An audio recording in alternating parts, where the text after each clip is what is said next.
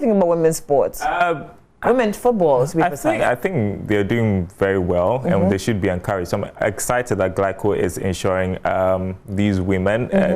Think of it, insurance penetration in the country is at the low. So, I mean, this is just exciting, and would encourage more of the corporate institutions to go on and support the women to do much more for us. And well, speak about sport. Are you geared up for the weekend of heartbreaks for your team? I'm not feeling well. Please leave me alone. I hope you have your pregative and all of those things. Everything is ready. My BP machine, everything's ready. But you can stop that. The way God is about to turn our life around and turn our story around, all of you, Arsenal is playing Chelsea this weekend, but Jesus is about to turn it.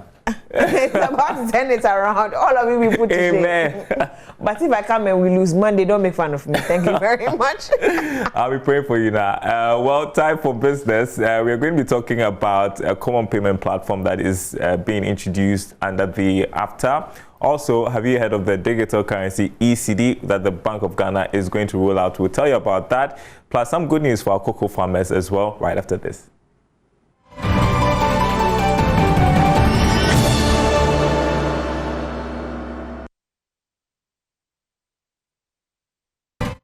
Thanks for joining us for Talking Business. My name is Darryl Kwa. We are live across our social media platforms at Joy Prime TV on Facebook, Twitter, and Instagram. So we begin with the Continental Free Trade Agreement and plans to create a common platform that will aid business transactions under the agreement. So we are told that this platform will be concluded by the end of this year. Let's listen to this report from the launch of the official roadshow of the Intra-Africa Trade 2021. There's been a lot of efforts trying to digitize the economy and the financial sector. The Pan-African payment system developed by the Afri-Exim Bank and the African Union is expected to eliminate concerns of multiple currencies trading under the Continental Free Trade Area. After addressing the Ghana Roadshow for the upcoming Intra-African Trade Fair in Durban, South Africa, Executive Vice President for the bank, Dennis Denya, hinted that 6 countries are currently piloting the platform and hopeful to conclude by the end of the year. Pan-African payment and settlement system has already been built. Technologically, it's already functional. You may recall that we are piloting the payment system in the WAMZ region, the West African Monetary Zone. So the 6 countries there are already doing the piloting, including Ghana is part of that. So as soon as the results are positive, we will then roll it throughout the continent. So it's been built, it's being piloted as we speak, and it's ready for rollout to all other African countries. When are we expecting the piloting to end? The piloting will end before the end of this year. In a related development, Ghana has been shortlisted to host the 2023 Intra-African Trade Fair. According to Deputy Minister for Trade and Industry, Herbert Krampa, a team is assessing the country's preparedness and will come out with a report soon. Led the team that coordinated the due diligence responses, questionnaires and the inspections that they came to do. It went very well. We believe that we have showed that we have the capacity, we have the ability, we are well positioned to host the Intra-African Trade Fair 2023 here in Accra.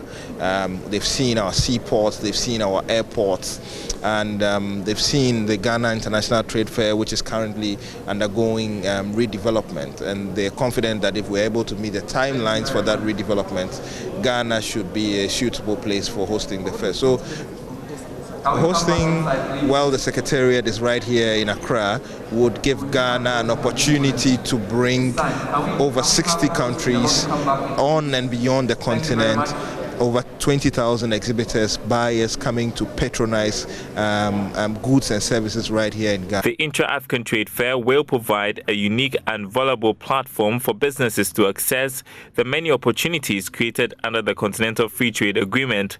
This year's edition is under the theme, Building Bridges for a Successful AFTA. Well, so that was a story about a payment platform to aid business transactions under the Continental Free Trade Agreement. Well, the Bank of Ghana here is also piloting the ECD, which is a digital currency. The bank is assuring of seamless financial transactions when they begin the rollout of the ECD. My colleague Charles Nixon Yeboah has been speaking with Kwame Opong, who is the head of FinTech and Innovation at the Bank of Ghana. It's trying to digitize the economy and the financial sector. And this is one such step in that direction, particularly because for the ordinary person, this actually brings a certain level of security and safety, as well as convenience. So today you use cash for certain transactions, and for CBDC, because it's just like cash, you can have it in your bank account, and you could also have it on you to be able to spend outside of a bank account. So you could have it in a bank account or a mobile money wallet and spend it like the way you spend cash today. So from an access standpoint, it's going to be openly accessible by everyone, irrespective of where you are in the country. And you can use it for the things that you use cash for today, for making payments, for sending money to people, putting it in your mobile money wallet, putting it in your bank account, and anything else that today you can use cash for, except in a more efficient and a safer manner. Bring us up to speed how generally the ECD would operate like. We are going first with a pilot to test how it would work. So it's been designed, it's in place, but to test how it would work and how best we can ensure that it works for everyone, not just those who are digitally savvy, those on smartphones and the rest. So people with yams, people who have no access, the market women, people living in rural areas, the urban poor, everyone can access and use a central bank digital currency, the ECD, without any hassle. And that's a process that we've started off with a pilot, and we'll continue to work our way, and we will engage the public and let them know what they need. Kwame Opong, the head of FinTech and Innovation at the Bank of Ghana. Now, some good news for our cocoa farmers, because effective 1st of September, they're going to be using electronic weighing scales for cocoa trading. Now, you know that the farmers have been complaining about being shortchanged by licensed buying companies because of the scales that were previously adjustable. And that's when Cocoa Board said would introduce these sealed electronic weighing scales so that you do not feel shortchanged. We are told that 44,000 scales have been deployed for use. Here's Joseph Boyne Edu, who is the CEO of Cocoa Board. 1st of October 2021, which marks the beginning of the new crop season 2021-2022, Ghana is going to use the electronic weighing scale. That is what is going to be used throughout the whole country. And as a regulator, we want to announce this, to the notice of everybody, the notice of our farmers, and then also to the notice of all local marketing companies, that the LBCs, for everybody to take note that effective from 1st of October 2021, if you go to weigh your cocoa and it's not Cocoa Board's electronic scale, it means that scale is unauthorized.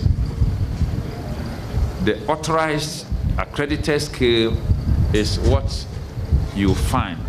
I think they've almost set it up. We are going to demonstrate it for you to see.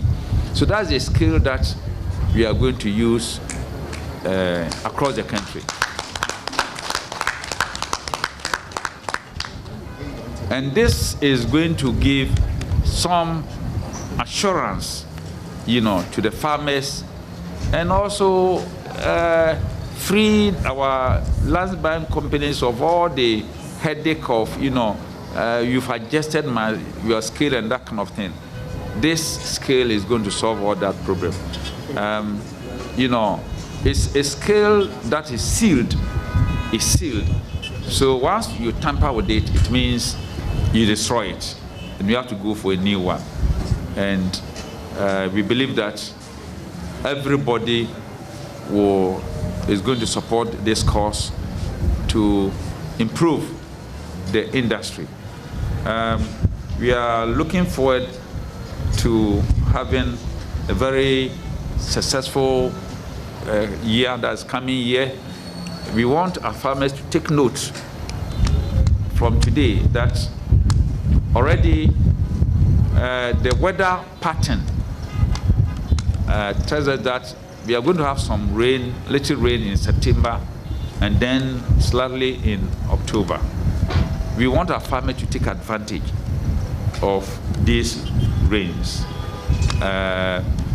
We are going to introduce flower-inducing fertilizers, foliar. We want them to apply them so that wherever the flowers are not showing, we want you to use the foliar flower inducer to boost flowering and take advantage of the rains. There's climate change. We all know there's climate change. In May, there was no rain.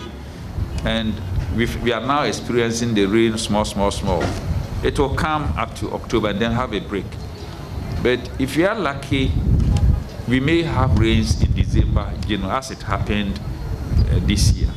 So when you go back, tell your societies and then your group farmers that we must all take advantage of the coming rains.